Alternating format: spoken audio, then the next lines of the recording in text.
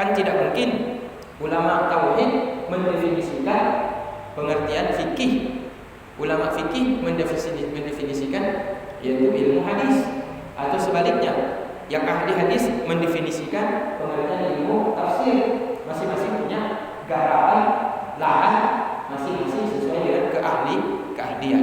Maka yang mendefinisikan makna iman itu adalah ulama ahli tauhid.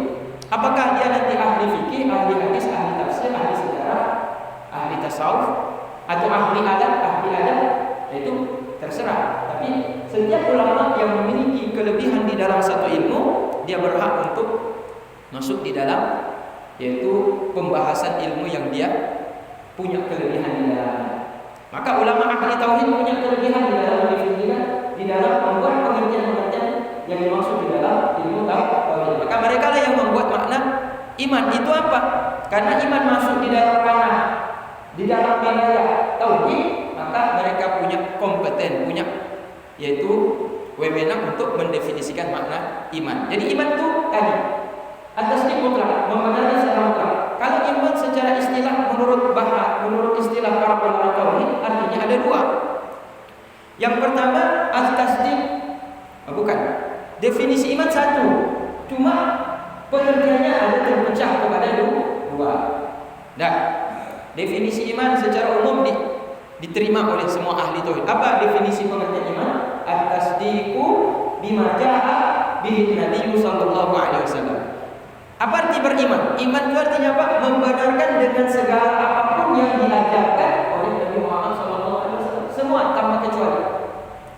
Apa-apa yang diajarkan oleh Rasulullah, semua dia beriman, semua dia percaya. Tidak ada satupun yang dia ragukan. Kalau bapak-bapak ragu dengan apa yang diajarkan oleh Rasulullah, meskipun hanya satu pendapat Rasulullah bapak-bapak ragu, sedangkan hadisnya kuat, pendapatnya didukung mayoritas ulama, bapak-bapak ragu, maka keluar dari iman. Berarti masuk dalam kafir, masuk dalam kelompok yaitu kekafir, orang-orang kafir orang-orang yang kafir.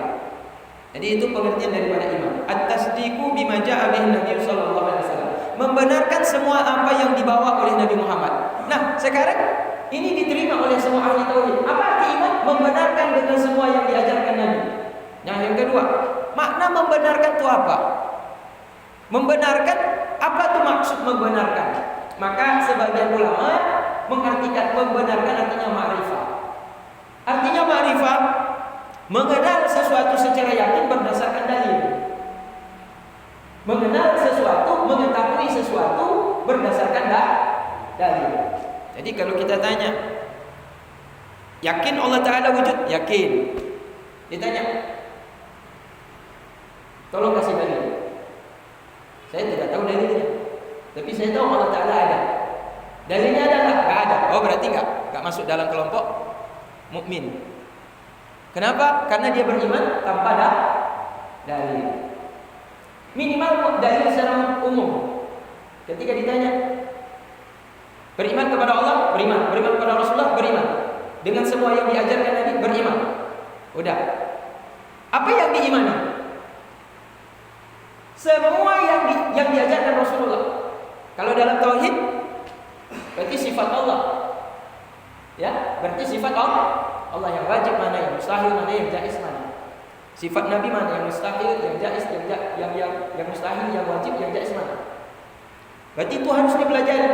Kalau meyakini sesuatu tapi yang diyakini kita tidak tahu, berarti meyakini sesuatu yang tidak diketahui, tidak akan sampai kepada yakin. Maka wajib menuntut ilmu. Wajib mendapatkan ilmu tentang tahu apa yang diyakini. Beriman tapi tidak tahu apa yang diimani. Berarti kalau dalam perkara ini iman terkait dengan ilmu tauhid, maka wajib mendalami ilmu tauhid. Karena seseorang tidak dikatakan dia itu tahu dengan cara yakin kalau dia tidak tahu apa yang dia tahu. Apa yang dia tahu? Maksudnya apa yang diwajibkan dalam tauhid dia tidak ketahui, tapi dia yakin. Tapi dia tidak tahu apa yang dia yakini. Makan sama kabar lagi belum tertanya kunuturi presiden turi. Jadi dia mengatakan tahu, kenal, yakin, tapi ditanya siapa orang yang dia yakini, dia tidak tahu. Jadi makna tasdik artinya membenarkan segala apa yang diajarkan oleh Rasulullah, yang dibawa oleh Rasulullah, itu iman. Tapi makna tasdik itu sendiri membenarkan apa? Makna membenarkan artinya ma'rifah. Tahu secara yakin tapi berdasarkan dalil. Meski dalil secara umum. Contoh dalam tauhid, tahu secara yakin Allah Ta'ala ada. Ditanya apa dalilnya? Ada alat? Tidak mungkin ada alam kalau tidak ada yang mencipta. Kalau menciptakan manusia, manusia meninggal. Kalau yang menciptakan Yesus, Yesus juga pernah meninggal. Sebelumnya Yesus juga nggak ada, baru lahir. Bunda Maryam begitu juga. Ya kan? Dia kan putri daripada Imran. Maryam itu kan putri daripada Imran, berarti punya ayah. Ayahnya siapa yang ciptakan? Jadi kalau kita mengatakan dia Tuhan, akan bersambung sampai kepada Adam, dan Adam bukan Tuhan. Jadi kalau digali, dia akan dapat dalil. Artinya apa? Berarti tidak ada yang menciptakan alam kecuali Allah Ta'ala. Dalil secara umum. Dalil secara khusus berarti bagaimana? Dalil secara khusus. Dalil secara khusus berarti lebih detail lagi. Allah Ta'ala wujud, berarti Allah Ta'ala wajib ada. Karena kalau Allah Ta'ala tidak ada, berarti Allah Ta'ala tiada. Kalau Allah Ta'ala tiada, berarti tidak mungkin. Karena wajib pada zat yang menciptakan alam itu bersifat dengan ada. Kalau zat yang menciptakan alam itu bersifat dengan tiada, mustahil menurut akal dia itu sebagai Tuhan. Begitu juga kalau kita mau definisi lagi yang lebih dalam.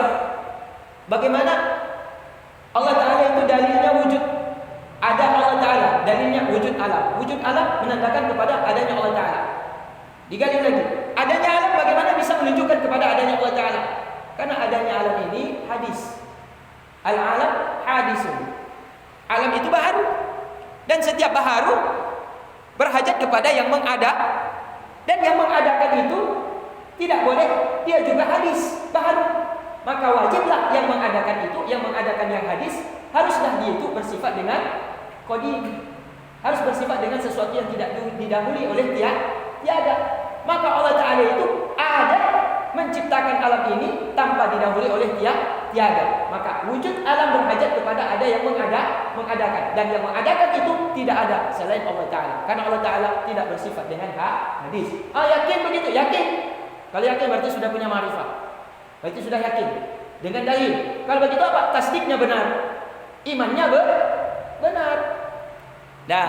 Nah ini pendapat yang pertama ini menyebabkan banyak orang mukmin menjadi kafir. Orang mukmin ramai yang jadi kafir gara-gara kalau kita mengikuti penafsiran makna iman dengan pengertian tasdik, membenarkan dengan dasar dalil. Kenapa? Karena ramai orang di kampung nggak ikut ngaji. Ramai tahu orang yang tanya di kampung rawa itu ramai hanya jabut. Anak pun tauhid ini. Layak orang kopi, layak di rumah, tapi anak putih. Tapi wajib tak tanya orang haji, kau beriman dengan Rasulullah, beriman. Katanya, pun salah satu di antara yang beriman dalam ilmu tauhid. Allah Ta'ala bersifat dengan hidup. Pedalil, kafirnya. Menurut pendapat yang mengartikan makna iman adalah at-tasdiq, artinya ma'rifatu bid dalil, mengetahui apa yang dia yakini dengan Kalau tidak punya alasan, kenapa Allah Ta'ala itu hidup? Percaya Allah Ta'ala hidup? Percaya? Yakin? Apa dalilnya? Hanya tertular kafir. Itu kafir.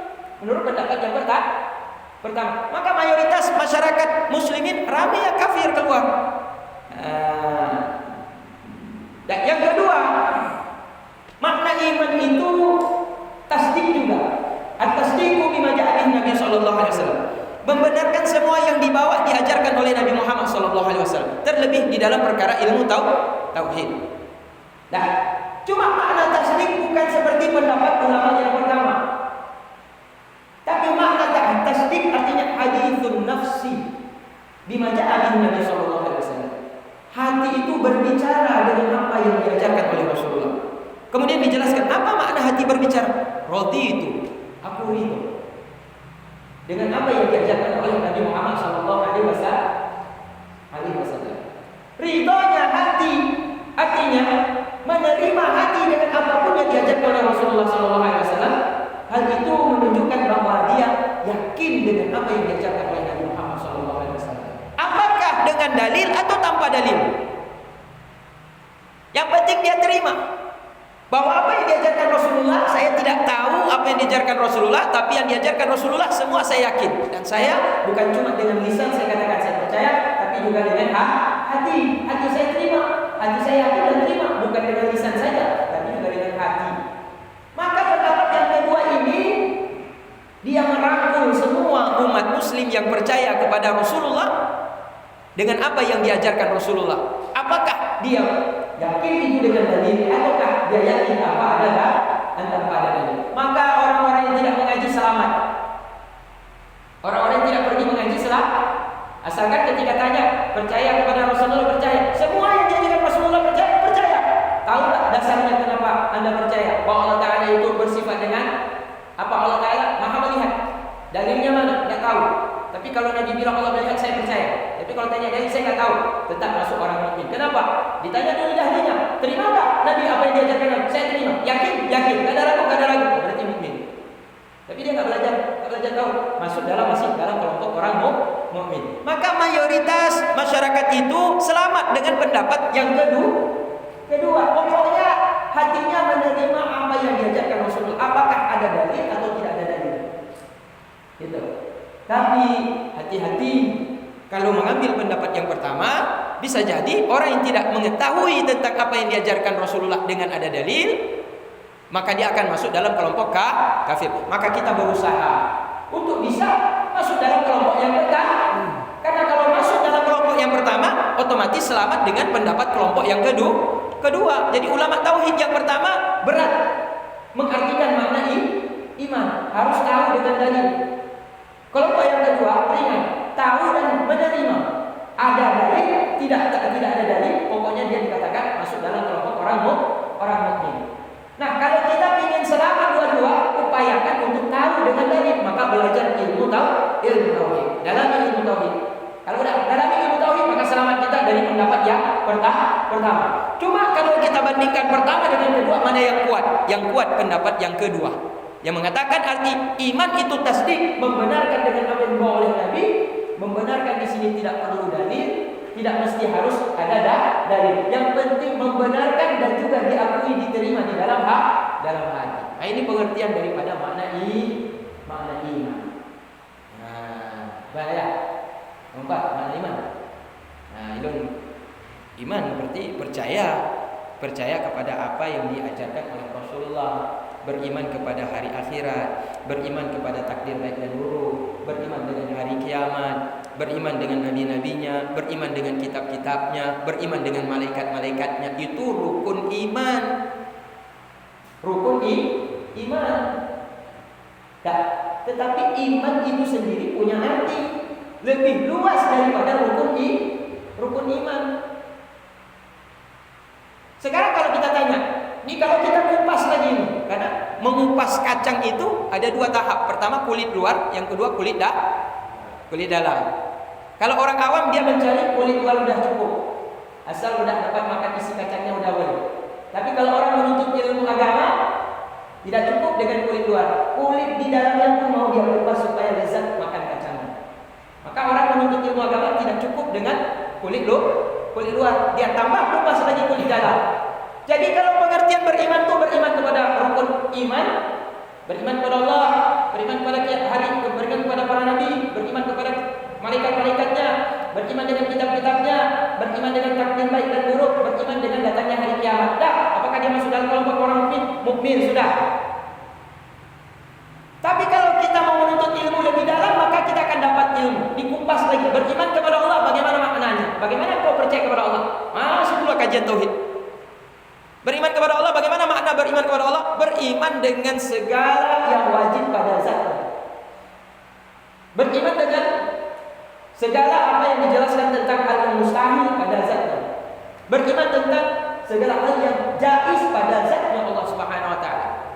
Beriman kepada segala yang wajib pada zat Allah Ta'ala banyak, 20 wajib. Wujud kidam baka mukhalafat, wujud kidam baka mukhalafatuhu ta'ala lil hawadis, yamu bi nafsihi wahdaniyah qudrah iradah ilmu. Sama bahasa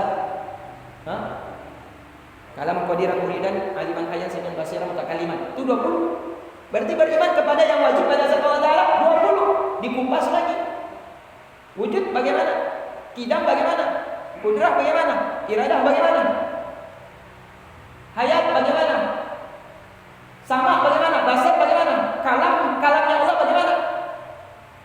Ya, jadi mendalami ilmu tauhid bagi orang yang menuntut ilmu agama tidak cukup di kulit, tapi dia akan masuk pada kulit bagian dalam. Kalau cuma sekedar Anda beriman.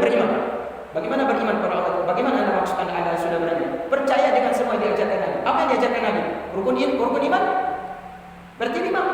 Kalau sudah percaya dengan rukun iman, percaya kepada Allah, percaya kepada malaikat, percaya kepada para nabi, percaya dengan kitab-kitabnya, percaya dengan takdir baik dan buruk, percaya dengan hari kiamat, berarti sudah cukup. Itu saja. Kalau orang awam tidak boleh. Apalagi kalau ditanya dalil, nggak tahu saya. Maka ini masuk dalam iman orang awam. Disebut dengan nama iman orang awam. Kalau menurut pendapat yang keras tadi itu keluar dari konsep iman, masih kafir nih.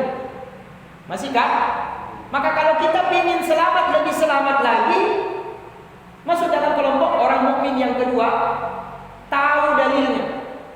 Maka kita jangan hanya main kulit luar, masuk lagi kulit dalam. Kaji lagi. Beriman pada rukun Islam, beriman pada rukun iman. Yang pertama apa? Beriman dengan Allah Ta'ala, beriman kepada Allah. Bagaimana beriman kepada Allah? Itu sifat-sifatnya yang wajib, mustahil, jaiz. Dikupas tuh. Beriman kepada Rasul. Bagaimana makna beriman kepada Rasul? Beriman dengan sifat-sifat yang wajib, mustahil, jaiznya. Beriman kepada kitab-kitabnya. Mana-mana kitab-kitab yang diturunkan Allah Ta'ala kepada para nabi dan rasul? Jelaskan. Kemudian beriman kepada para malaikatnya. Bagaimana mengimani tentang para malaikat? Asalnya dari mana? Kerjanya apa? Beriman kepada takdir baik dan buruk. Apa perbedaan antara qada dan qadar? Qada apa? Qadar apa? Apakah semua takdir buruk itu tidak baik? Bagaimana meyakini sesuatu yang tidak baik itu adalah tidak baik? Bagaimana meyakini sesuatu yang tidak baik itu adalah baik? Karena setiap yang terjadi yang muncul dari Allah itu pasti baik. Jadi walaupun tidak baik dalam pandangan kita, baik pada ilmu Allah. Bagaimana mengartikan makna beriman kepada qada dan qadar tadi? Yang terakhir, beriman dengan hari kiamat. Bagaimana kita beriman dengan hari kiamat? Bagaimana tanda-tanda kiamat? Bagaimana definisi kiamat? Bagaimana perjalanan sampai kepada arah kiamat? Jadi kalau diambil lagi dari yang 5 rukun ini, kemudian digali lagi, maka dia akan sampai pada kulit yang bagian dalam lagi. Sehingga pembahasan ilmu tauhid itu keluar dari, yaitu pengertian tauhid orang awam. Ya, yang mana menurut sebagian ulama tauhid awam ini kafir mereka. Maka kita keluar dari sini.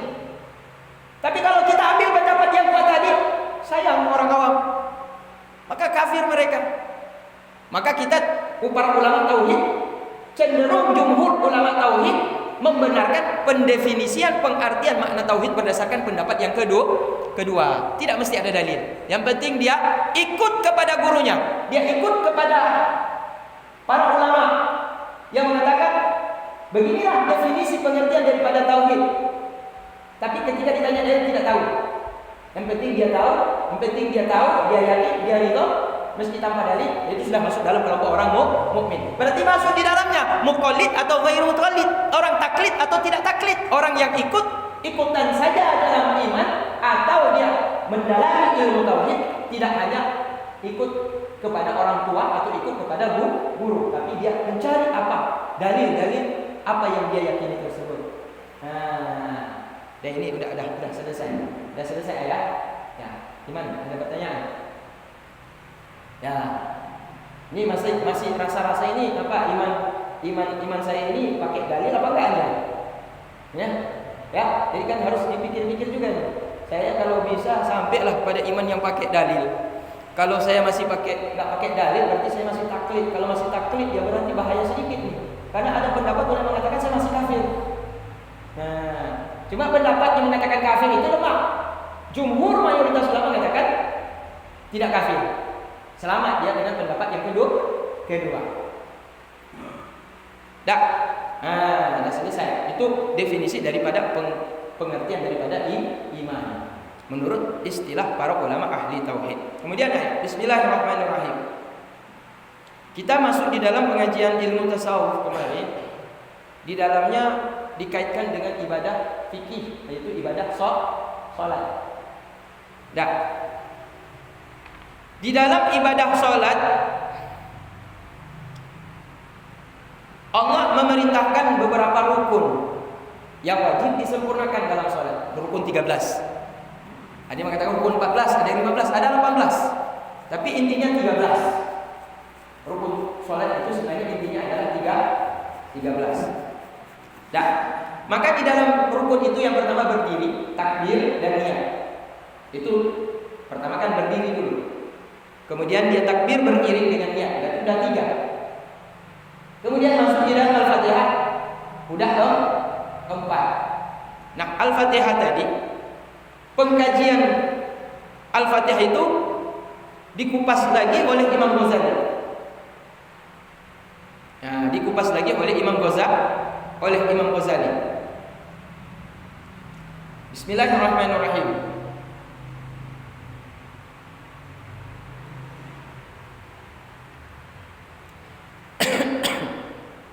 Kalau seseorang masuk ketika membaca Bismillahirrahmanirrahim, maka dia telah dengannya mengambil berkah dengan mengucapkan kata Bismillahirrahmanirrahim. Ya, malaikat yang menjaga neraka itu namanya Zabaniyah. Apa bedanya dengan malaikat Malik? Malik tukang buka pintu neraka. Jadi orang tidak akan masuk dalam neraka, pasti dia jumpa dengan Malik. Tapi di dalamnya ada Zabaniyah. Malik tugasnya di luar. Dia tukang buka pintu, yang pegang kunci itu Malik. Dia juga malaikat bertugas di neraka, tapi kerja utamanya adalah pegang kunci. Hanya neraka itu punya kunci pintunya punya kunci. Yang pegang itu Malik. Nah, Malik ini salah satu daripada Zabaniyah. Zabaniyah itu 19 orang. Zabaniyah itu 19 orang. Salah satunya Malik. Jadi Malik termasuk bagian daripada Zabaniyah. Kadang-kadang kita salah pikir Malik dengan Zabaniyah, apa beda mereka ya? Apa beda? Apa satu orang tuh? Jangan-jangan Zabaniyah juga Malik. Tapi kalau kita lihat beda kerja. Sama-sama kerja di neraka. Cuma yang tugas untuk buka pintu kunci itu adalah Malik. Tapi yang bertugas di dalam nggak ada nama lain, satu saja, Zabaniyah namanya. Meski Malik juga itu masuk dalam Zabaniyah. Kemudian jumlah mereka 19 orang. Bagaimana 19 orang ini bisa mencambuk, bisa merajam, bisa menyetrika, bisa membakar, bisa menggergaji, bisa memotong, bisa memukul dengan palu.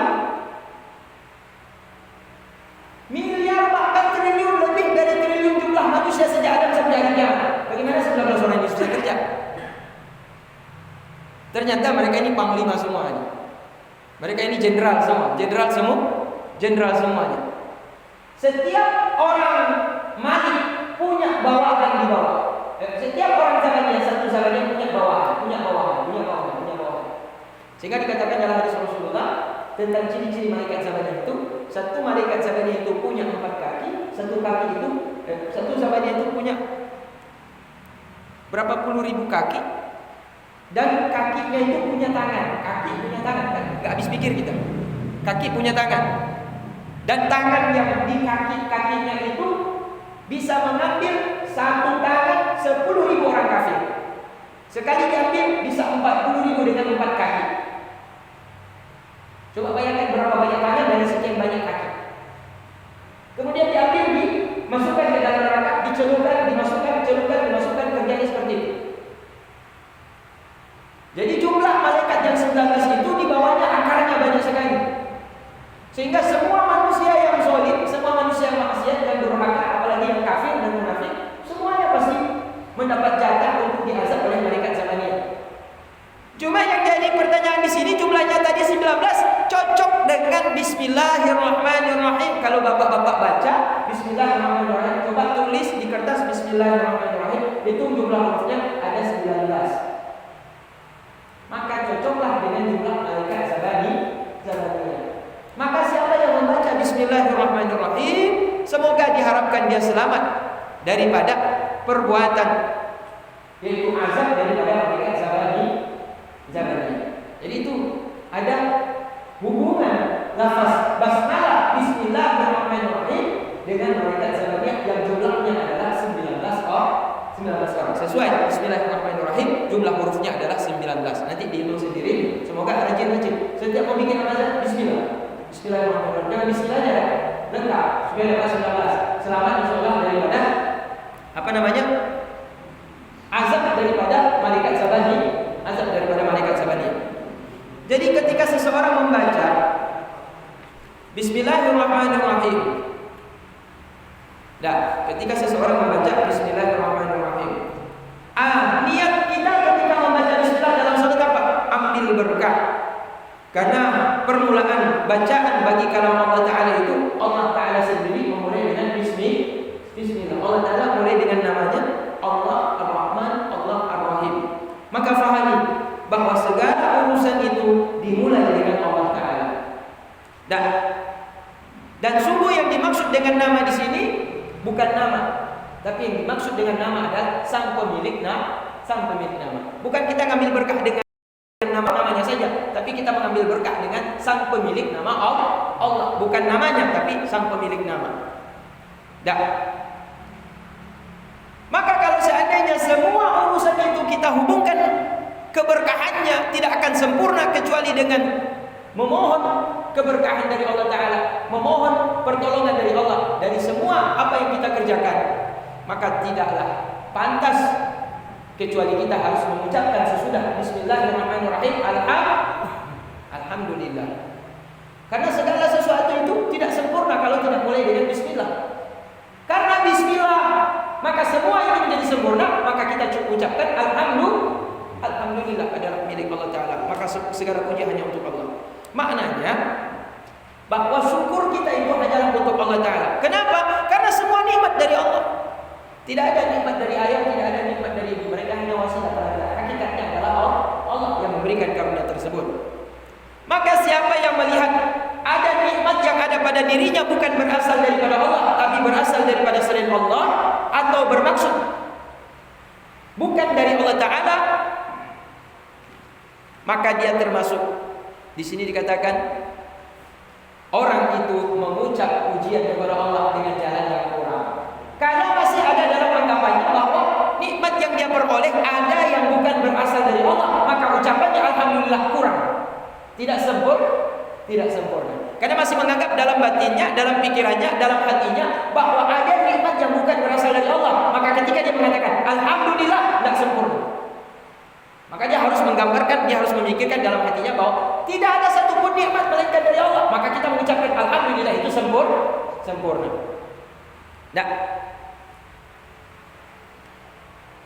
Kenapa tidak sempurna? Karena dia menganggap ada selain Allah yang mampu memberikan nikmat. Maka ucapan alhamdulillahnya itu tidak sempurna.